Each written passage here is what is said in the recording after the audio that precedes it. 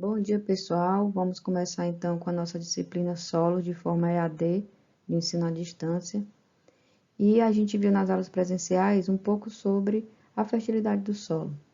A gente viu que era um solo de fertilidade natural e entre outros. Então vamos começar agora com o assunto elementos essenciais e absorção de nutrientes. Vamos entender um pouco sobre o que contém nesse solo. Primeiramente, a gente tem que entender o que é essa lei do mínimo, que é uma lei que rege a fertilidade do solo.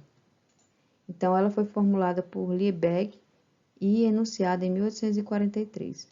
Ele era um químico e alemão. E o que é que dizia essa lei do mínimo? Era que o crescimento da planta é limitado por aquele nutriente que ocorre em menores proporções, sendo este o único a limitar a produção. Então, o que é que eu quero dizer com isso? Que se eu tiver, vamos supor que eu vou adubar um milho. Vou plantar milho e eu tenho que fazer a adubação, seja ela orgânica ou seja ela química, mas vamos falar na forma química, né? Então, a gente adubou de forma química e colocou ferro, manganês, molibdênio, zinco, enxofre, magnésio, cloreto e cobre. Só que a gente não colocou nesse solo NPK. O que aconteceu? A planta ela não cresceu, ela não completou seu ciclo de vida, porque esses elementos são essenciais para a planta. Então, se não houver esses elementos, no caso, que foi NPK, como mostra aqui no barril, em quantidades adequadas, a planta ela não consegue se desenvolver. Então, essa é a lei do mínimo. Então, o crescimento da planta ele é limitado por aquele nutriente que ocorre em menores proporções. Se o nutriente ele está em menor quantidade do que era para aplicar, a planta ela não vai crescer de forma satisfatória. Tá certo, gente? E logo ela relaciona o crescimento vegetal com a quantidade do elemento existente no solo. Em relação aos elementos essenciais, vamos falar um pouco sobre eles. Somente a análise química da planta ela não é suficiente para o estabelecimento da essencialidade de um elemento. Então, quando a gente pede uma análise química do solo, não quer dizer, no caso da análise química da planta e do solo, a gente pode pedir análise química da planta e também do solo. Quando a gente pede análise química da planta, a gente geralmente pega uma folha e aí manda para o laboratório e diz o que é que tem de elementos naquela planta. Mas somente essa análise química não é suficiente para o estabelecimento das essencialidades do elemento. Tem que ter também análise do solo. As plantas, elas absorvem do solo os elementos essenciais, os benéficos e os tóxicos, podendo estes últimos, no caso os tóxicos, inclusive levá-los à morte. Então, por exemplo, como pode ser mostrado aqui, tem os elementos essenciais, os benéficos e os tóxicos. Não é isso? Então, vamos lá. Todos os elementos essenciais devem estar presentes no tecido das plantas, mas nem todos os elementos presentes são essenciais. O que isso quer dizer? Vamos supor que eu tenho uma planta de feijão e eu encontrei lá, peguei a folha, levei para o laboratório e fiz a análise química da planta. Eu vi então que tinha alumínio e ferro.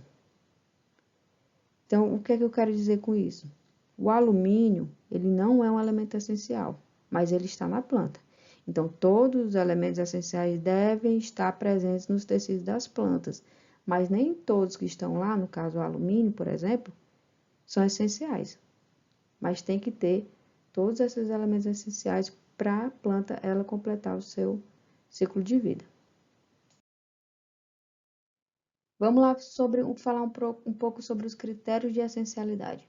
Utilizando-se a definição desses pesquisadores em 1939, o elemento ele é considerado essencial quando atende a 3 critérios. Então, vamos prestar atenção aqui, pessoal. Quais são esses critérios? 3 critérios básicos. O elemento ele deve estar diretamente envolvido no metabolismo da planta, no caso, como constituinte de uma molécula, por exemplo, ou participar de uma reação.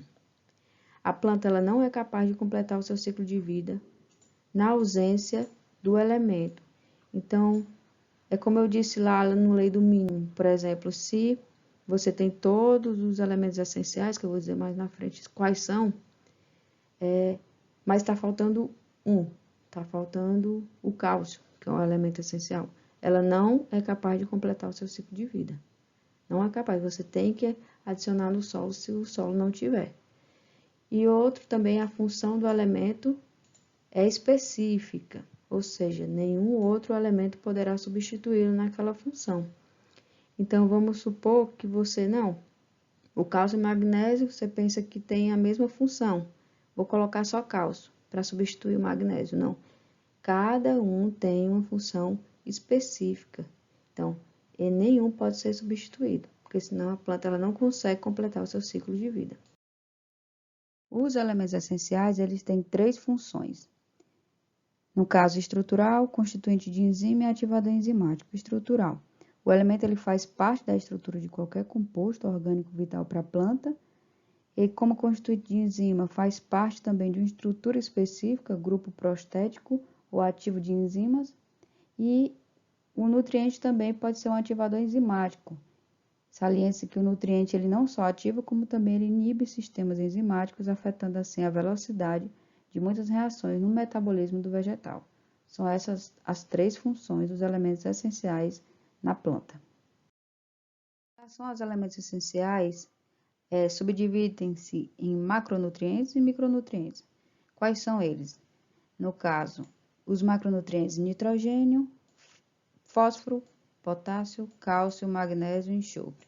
E os micronutrientes, boro, cloreto, cobre, ferro, manganês, molibdênio e zinco. Esses são os elementos considerados essenciais para a planta. Se a planta não tiver, se não tiver no solo, não for então colocado para a planta, ela não vai conseguir completar o seu ciclo de vida. Nesse slide, a gente pode observar as relações entre a nutrição mineral, a fertilidade do solo e a adubação. Então, para que a planta ela obtenha uma alta produtividade, a água ela tem que ser de boa qualidade e tem que ter água, a quantidade adequada também para que a planta obtenha uma alta produtividade.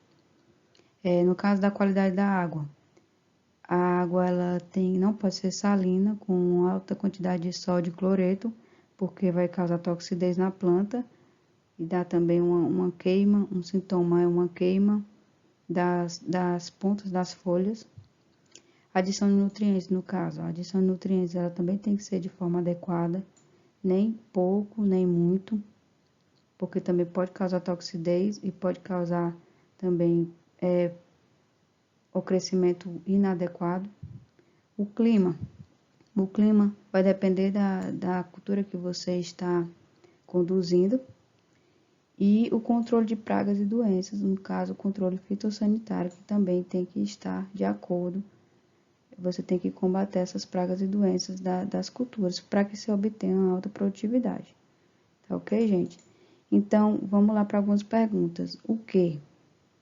Então, o que é que tem que acontecer para que se obtenha essas altas produtividades em relação aos nutrientes? Qual nutriente está deficiente? Então, qual nutriente está deficiente para que não obtenha uma alta produtividade? A gente vai ver pela análise de solo e pela análise da planta. Na maioria das vezes pela análise de solo, e a gente vai saber qual que a gente tem que aplicar em maior quantidade.